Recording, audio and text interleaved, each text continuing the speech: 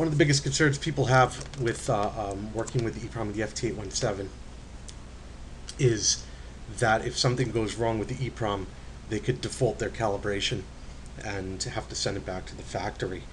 As you know, FT817OS will back up the radio's calibration as soon as you install the software. The very first time it creates a calibration file. Up until now, however, you had to take that calibration file and manually put it into the radio using the secret memory area. This is no longer the case. On this radio right now, I've actually defaulted it and lost the calibration. And all I have to do, because I'm using the default file name, is type rebuild softcal, and that's it.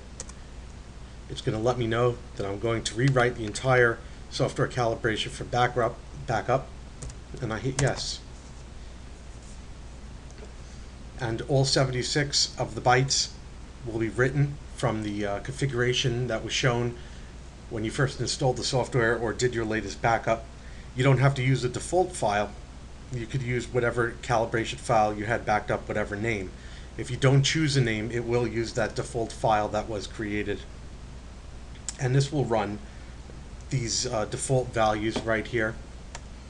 And these are the ones that came with the radio when you installed the software.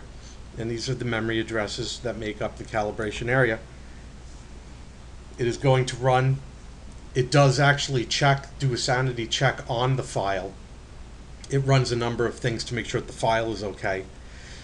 If it wasn't, it wouldn't allow the backup to proceed. It would tell you on what line it had failed. And that way, if you accidentally had put a character in the line, and you can isolate it. I don't recommend that you ever modify that file by hand. It is written in such a way that the software can read it. And we're currently up to 60. And we get down to 76. It will let us know if it was 100% successful in writing all 76. If there's one failure, it will return a failure. Not that I expect that to happen, but it is written into the software to let you know that there was a problem. And the software calibration is successful. It's finished.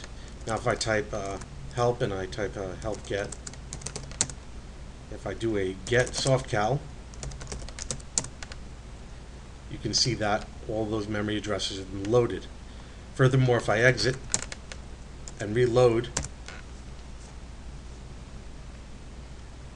it shows here that the software calibration is okay. It does match the backup file because it has currently that backup file running on it. And that alleviates any issues with damaging that area.